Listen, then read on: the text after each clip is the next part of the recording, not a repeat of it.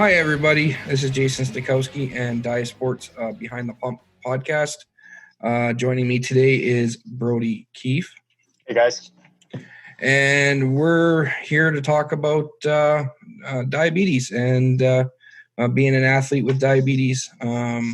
We've created DiaSport to help mentor and train diabetics so they can not miss that big moment out on the ice surface or on the pitch or on the ball field. We're here to train or help train everyone how to manage their diabetes on away from the rink or the field. And we decided, since we got a lot of this extra time on our hands now, to make up our first podcast and see how it goes. So Brody's got a little bit of experience with podcasts, and we come up with this idea. So we're gonna hope to keep going on with it and kind of structure it. We're gonna be doing some interviews. We're gonna be doing some great stuff with some pump technology, different diabetes technology. Doing some interviews with different athletes and within the diabetic community. So we're hoping for you, everybody, to listen up and join along and, follow us as much as you can. And if you have any questions, feel free to shoot us some emails and we'll try to talk about it on the episodes. So my first question for Brody, we're going to try to do a little bit of introduction. So, Sure. Brody, when was it the first time that you, I guess, how did you figure out that you were diagnosed? What's your story behind your story? Well, as all diabetics, before they know that they're diabetic, they go through a period of time where you have this change in your body that you can't explain, and it just keeps getting worse and worse and worse. And at first, you don't really know what's going on, and then you try to look for other outlets that wasn't diabetes. So it was kind of, I had my teeth, I had braces put in my face, and I had a bunch of teeth pulled, and I started consuming lots of liquids and whatnot. And we thought it was just I was consuming liquids because I wasn't eating solid food. And it turned out that was not the case. And my symptoms started getting worse. I started losing a lot of weight. I was constantly drinking. I couldn't quench my thirst. I lost my appetite. And we were getting set to go to Ontario for Christmas. And it was December 16th, 2008. And we just finished going to Tillicum Mall in Victoria, BC, and got booster juice. And I remember when drinking that large booster juice, I had to go pee 4 times within a span of half an hour. And the night prior, I Googled all the symptoms that I was having, and Google told me that I was diabetic. And so I kind of knew, and I was scared and frightened. And so we went the next following day and went to the hospital, went to the clinic, beat on a stick, had my blood sugars tested, and I think I was 34 or something ridiculous. Yeah. And off I went to the hospital, and it's that my story isn't unique. Every diabetic or type 1 diabetic, if you're not born with it, has a very, very, very similar story to mine. And this is actually part of the reasons why we started this, is to show people that people that with type 1 diabetes, you're not unique, and your situation is not unique. And there's a lot of us, I say us, so there's a lot of people with type 1 diabetes that have gone and done incredible things and with the disease, managing disease. And that's why we're here to keep on pushing that message forward.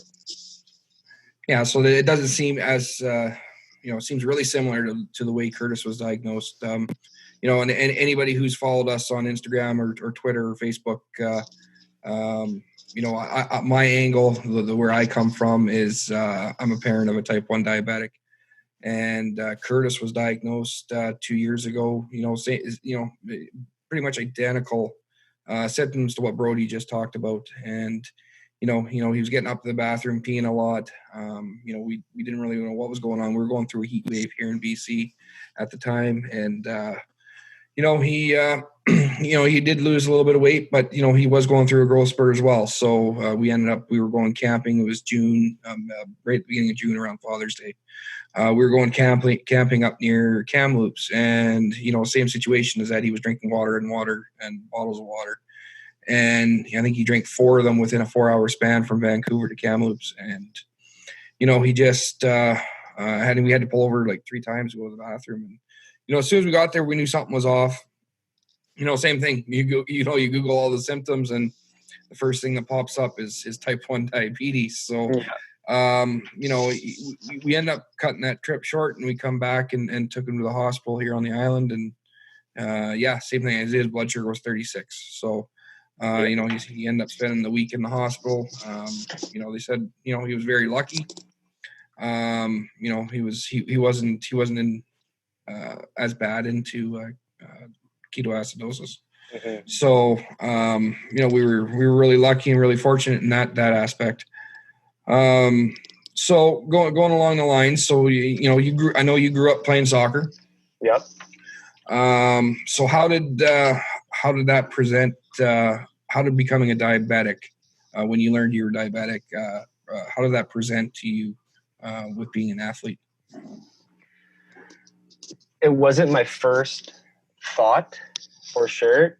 My first thought when I got diagnosed was, holy crap, I'm going to die.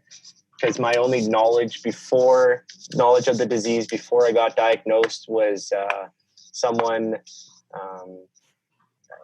in my elementary school class, Elijah, who died from, was caught too late, and his organs shut down and his body became acidic, ketoacidosis. And and so I wasn't really thinking about how it would affect my sports. However, as soon as I got out of the hospital, I realized quick that I would have to change a lot of things that I was doing in order to be able to compete on the field against people that were non-diabetics.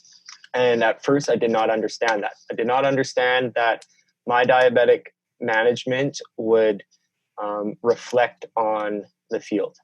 And if my quality of care was poor, my performance would be poor. And if it was good, it would be good. And it took a long time, honestly, for me to figure out how it works and how it coincides with sports and how to manage through it.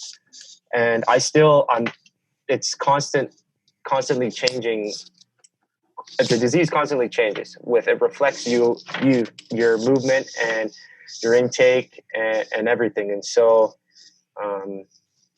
right now, as we're sedentary, everybody's taking more insulin. Athletes aren't moving as much, and diabetic athletes are probably feeling it a little bit more than non-type 1 diabetic athletes. And so I think where the switch for me, where I actually clued into that my care my performance on the field reflected my quality of care, I was probably, I was 17 or 18, just graduating high school. My attendance for high school wasn't very good. My mental health towards the disease probably wasn't very good, because that's a really big aspect of it as well. And we'll touch on it a lot, because everything changes when you have type 1 diabetes, socially and on the pitch or ice or whatever playing surface that you're on, and your approach and preparation, everything changes. And so that change for me, where I really switched on, is when I had the opportunity to go down to the States to start my collegiate career. And then that's where I got into just probably 15 to 20 finger pricks a day, constantly checking, and my sleep pattern, eating at the right time. It changed. It had to change. Mm. And so for me, to answer your question, my change was gradual, and it was not immediate. It wasn't immediate as soon as I got diagnosed. It wasn't immediate to my diagnosis, and it was a gradual change. And I think a big reason for my gradual change, and there wasn't that quick switch of habits and preparation, is because I really didn't know how to do it. I didn't know what I was doing. I had guidelines I had my nurses, I had my endocrinologists. I went to a camp. It wasn't a sports oriented camp. It was just a camp for diabetics. But I wasn't mentored. I wasn't educated. I didn't have any kind of a person to follow in regards to an example of an athlete and how to be a type 1 diabetic athlete. And I really, really, really missed that. And that's one of my strong reasonings for why I got involved with Jason and DiaSport, and to give that back, to share those experiences and stories with other people, young diabetics, to show them that there are people like them that have succeeded in sports or whatever, and there's ways to do it, and there are people there to help you along and be your diet buddy, basically. And I think I look back when Curtis was admitted to the hospital, and along those lines, he looked at us and said, I guess I can't play hockey anymore. And we were so far, like, I'm a diehard Montreal Canadiens fan, and he's kind of picked that as his team as well. That's big Carey Price, big Carey Price fan. I know. He's a big Carey Price fan. He's in, and Curtis is a goalie and all that kind of stuff. So I think the biggest thing for him was that 5 days later, obviously Max Domi was traded to the Montreal Canadiens, and to hear through his story and to go through everything, it definitely gave him optimism when he come out. I know he worked really hard to get back onto the ice for that fall time. It was his first time. He was stepping out of novice. He was going to have tryouts. They had the competitive teams, all that kind of stuff. So, he worked hard. He got out. He got his insulin under control really quick. Learned what to do, and he had an unfortunate incident with a coach that I guess didn't. I'd say more or less he didn't understand or didn't want to understand diabetics. Hence the reason why we're sitting here today, was because of that moment. But I know he's worked hard for where he's gotten to the last couple of years, in controlling his blood sugars and not missing anything on the ice. I think I can count, actually, I think about a couple times where he's actually had to stop and have something during a game, which affected everybody, which is great. Mm-hmm. So I know going forward, so you going back to you going down to play in the U.S., how was it that you were able to communicate with your coaches down there? That's a really good question. I didn't communicate initially. I didn't. It was very limited. Yes, they knew coming in I was diabetic and that I was there, and I was diabetic. But as soon as everything started and playing started, and I was performing well, and there was no issues, it was just that they didn't ask. It wasn't really on their mind because my performance was consistent. However, it wasn't good because I didn't not only did I not talk to my coaches about it, I didn't talk to anybody about it, and it was almost like I would hide it. I would it wasn't like I was hiding it. I was hiding it to a point, right? And it wasn't safe. First of all, it wasn't safe for doing that. I wore a medical alert bracelet, and my roommate knew I was diabetic. But in that environment, not many people are thinking about the other person, especially the school that I went to initially. It was a prep school.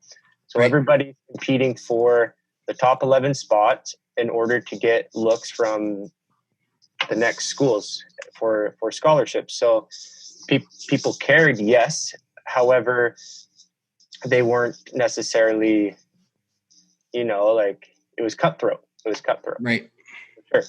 And so I went 2 years acting like that, and it was fine. And I didn't have any dangerous incidents. However, I did have times where I would feel the effects of type 1 diabetes because it's inevitable, and it affected how I held myself and how I would perform at times, and that was hard. And I wish I had a sit down with my coach and explained everything through with him more clear, and explained to everybody more clear at the starting of everything. Just one thing that stuck out was when a diabetic has a low blood sugar and you need to go to the bench to get juice. I know Curtis has a similar experience, and I guarantee most diabetic athletes have a similar experience to this, is that they either feel anxious to leave the field, or people don't understand why they're actually leaving the field. And then there's a separation among the team where, well, what is this guy doing? Is he getting special treatment kind of thing, right? Because the two programs that I ended up going to, the first school was 30 guys in the program, and the second school was 50. Yep. So you're always constantly competing, and you don't want to show weakness. And that's what was the big thing for me, is I didn't want to give them a reason to not be on the field. And so, yeah. And so through my 4 years of university, the communication was limited. I was lucky to have athletic trainers that were there that I can speak with, but even then, my communication with them was limited. And because my communication with them was limited, they didn't really ask me how I was doing as much as maybe they should have. Right. And then after college, it was a really good experience. The only thing I would change was my communication about my disease. I was able to be a starter, to get a full ride scholarship, to go and win conferences and 20 game wins in a row, and be able to all do that. But I definitely took a toll on me mentally. It was just really, really, really tiring, because I was holding that all in myself, and dealing with it all, the complications of it all myself. Right. And so after college, I went, and in 2017, I went to Southeast Asia to go try to play pro in Thailand. And that was even less community. They didn't even know. I didn't even tell them. I didn't even tell them. I didn't speak the language. All my communication was through an agent. Mm. And I didn't know what they thought. I didn't know what they thought of me. And like, it was weird. And so even there, it was dangerous, because now no one knew that I was diabetic, but I was been able to go for 4 years, 5 years, and build up this routine and be able to perform at a high level with just my relying on myself. And yes, I did have my network of my family and whatnot, and was able to communicate with them my experiences and my situations and get advice about it through them. But it wasn't, I didn't get the same from my coaches. And so where it changed for me, and we talked about this, and whatever, the last time we spoke, was that when I went to Europe in last July, I had a sit down. It was about a weekend, and I was performing really well. It was a pro combine, and in Sweden. And they sat me down and they asked me, "Do you have any medical conditions?" And it was the first time that I went, took a breath, and spoke to them for about an hour and a half about that, and how, basically I told them how I live my life. I told them how I prepare, how I can be at the top shape and compete as a professional athlete. I basically showed them what I did, and they were very, very, very responsive and engaged with me about it, and which was really, really good. And it was a relief, because I did this. I acted like this from the age of 18 to 25, with barely communicating to coaches that I was type 1 diabetic. And so it was almost like a weight off your shoulder that, okay, here you are at a pro combine. These guys are saying you can go pro, and they're willing to talk to you about being type 1 diabetic for an hour. Right. Where they're talking to other players for 20 minutes. Right. So it was cool, and that was definitely a catalyst for change in my mind, how I hold myself and how I communicated, and that was only a year ago, and it was perfect timing, because Jason Wark just contacted me about DiaSport, and Jason Wark's the hockey director of DiaSport. Yep. And he got me in contact with you, and I just finished having this experience. Well, actually, no, I hadn't had that experience yet. It was right before. And so after having that experience, it solidified my reasoning for getting involved. It motivated for getting involved with this and growing DiaSport and creating a foundation for youth and kids to teach them all the different aspects and ways of dealing with this disease. And a big one of them is communication, and how you communicate as an athlete to your coach. And it's funny, I met Jason, I guess it would have been last May, through iChallenge Diabetes, who, like you said, if anybody's following us, we just partnered with, last week we made the big announcement. So Jason was one of the mentors out last year. We did some caving up in Horn Lake, just north of Nanaimo here, and and it was through him and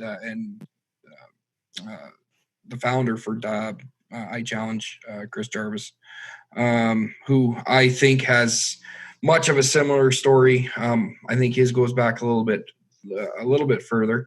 And I'm sure we'll get him on the show one time to get him about his experience, because I know him going through the Olympics. He had a rough. I think he definitely had a worse time, because I think his had the medical professionals as well.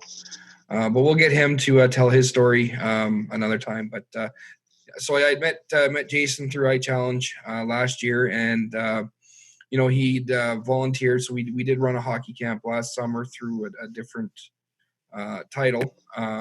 We had a handful of kids come out in Victoria and, did some learning. We had Desi Zahareva come out, and Nissa Gamble come out as well, help mentor some kids, showed them some hockey stuff, did some off-ice stuff with them, and really helped them out. And that's where I met Jason, and then we kind of just come off with the spin-off with DiaSport, and that's where we kind of got traction to get everything going for this year. We got our camp coming up in July. hopefully, I guess we're going to wait and see what happens here with our within the province. Like right now, we're still taking registrations. We're still going ahead. We're going to see what the regulations are and what's going to happen here within the next couple of months here within the province. But everybody's still, I guess we're everybody's still self-isolating, especially, well, myself, I'm still working. I'm still traveling back and forth between British Columbia and Alberta. But there are a lot of people that we've talked to, a lot of type 1s, they're scared. Scared of the COVID or COVID-19, and obviously, diabetics is along one of the lists of high risk people. But it's interesting, and because I do a lot of following on Twitter and Instagram and all that kind of stuff, and I did hear, or I did read today, there was a doctor out of the University of University of Alberta, that was talking about, he got posed the question from a spouse of a gentleman who was 35 years old. His A1C is 5.5. He's athletic, he's fit. How much of a risk? And I'm just going to try to tee it up here. But I know, Brody, we were talking about this last week, and we were talking about, it sounds like it was more for the type 2 diabetics. Right. And I think it was more for the type 2 diabetics and people who are diabetic type 1 or whatever, who are already experiencing complications derived from the condition. And so that was the risk. Right. Was that this COVID is attacking the cardiovascular system and your lungs, and with diabetes, a lot of complications are cardiovascular complications if you do not take care of yourself. Right. And so I think that was the worry and the initial connection to the disease, and saying that diabetics are at risk. And so that created scare for everybody who was type 1 diabetic. And that's why we had numerous conversations on the phone about what if I got it, or what if Curtis got it, or what if Jason got it, or what if Chris got it, what if any of us got it, what would our experience be, and how would it impact? And I from listening to this little snip you're about to play us, he gives us the answer. Yeah, so this was posted on the Diabetes Canada Twitter feed this morning. So if you hear, just take a listen. If you're watching on YouTube, you'll be able to see the full clip.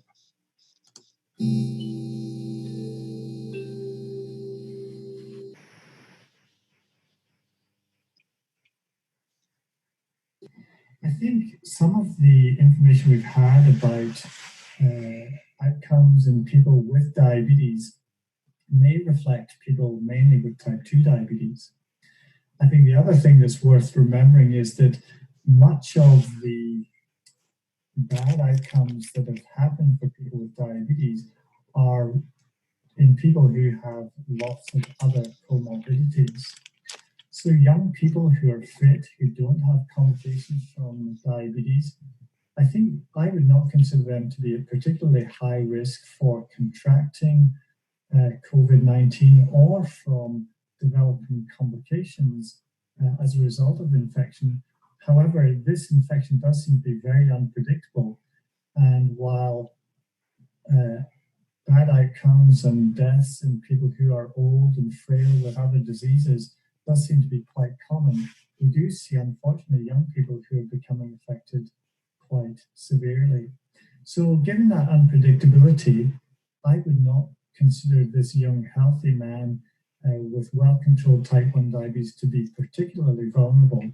But nonetheless, this is not a time for any of us to be taking chances, and so we should look after ourselves and look after each other by keeping away from crowds, following the distancing recommendations, and washing our hands carefully with soap and water. after we have been outside or in contact with other people.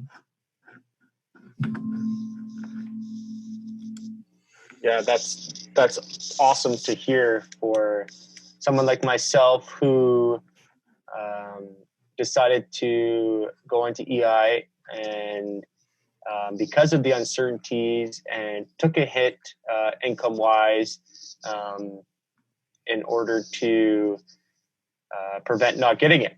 And so now, as things start to open up, and as we learn the different ways and techniques to avoid spreading this virus as a healthy type 1 diabetic, I feel a lot more comfortable getting up in the morning and going to work by myself, or going to work and following the mandatory and recommended conditions. Right. Yeah. So, I thought, listening to it, I thought it was pretty, exactly along the lines we were talking about. Yeah. I look at it, I've been traveling back and forth between Alberta and BC. So obviously traveling through, I travel through the Calgary airport all the time, and it's tough to see that everything's a ghost town in there, but knowing what I know is that I know the virus was present there every time that I go through there, and so it's just being mindful, make sure those high traffic areas, making sure I wash my hands. I do carry, obviously now, we got to, anytime you're on the plane, approach close proximity on the plane, going through security, all that kind of stuff, we've got to wear masks now as well. So do you wear masks on the plane? You have to wear masks on the plane. Yes. That's Transport Canada's new rules. Do they provide you with the N95s, or you have to bring your own masks? No, they got to bring. We got to bring our own masks. So, oh, wow. The good news is the fact that our company pays for our flights as well. So I will always have one. I will always have one coming home, because I do have one. They are required to give us one on the plane ride home. I just got to figure, have one for the ride up there, right? So but yeah, so that's that. Yeah, so that's we're protecting ourselves as best we can. So I don't bring it home. To my wife, Curtis. I got 2-year-old, 3-year-old twins. So I don't bring it home, right? So that's something that everybody's dealing with, and of course everybody's got their own story, why they're doing it, or obviously our healthcare workers, for our frontline healthcare workers, are doing a tremendous job out there. Mm-hmm. Here in BC, I think I think Bonnie Henry's done an excellent job taking care of everything here. So we're keeping up the good fight here, and I know everybody out there. I know, at least in the diabetic world that I've talked to, is keeping their stuff, keeping their social distancing or physical distancing. Trying to keep everything safe for everybody, so that we can stop this and try to get back to normal, some kind of normalcy anyway. So a new normal. Yes, I think that's a correct term there. So. So that's kind of what's going on right now. Brodi and I, we're gonna try to come out and have some more interesting talks with some athletes later on. Obviously, this was our first go at it. I'm thinking our next episode, we'll hopefully have a little bit more time to talk about stuff that's going around. Right. And hopefully we have current events to talk about. and Yeah. Not just COVID-19. Yeah, and maybe do an episode where we're actually sitting in the same room. That would be good too. That'd be awesome. That would be ideal. that would be ideal.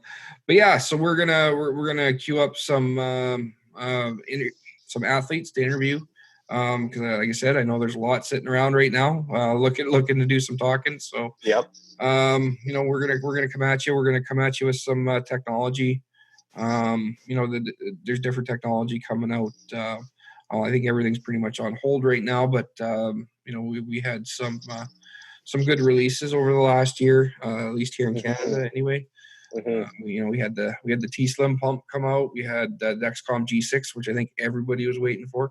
Yep. Yeah, no finger pricks. Then the Medtronic CGM. The Medtronic 670G come out with the Guardian. I believe that was last summer. Which was a game changer as well. So we're gonna do some. We're talking around some technology, different ways.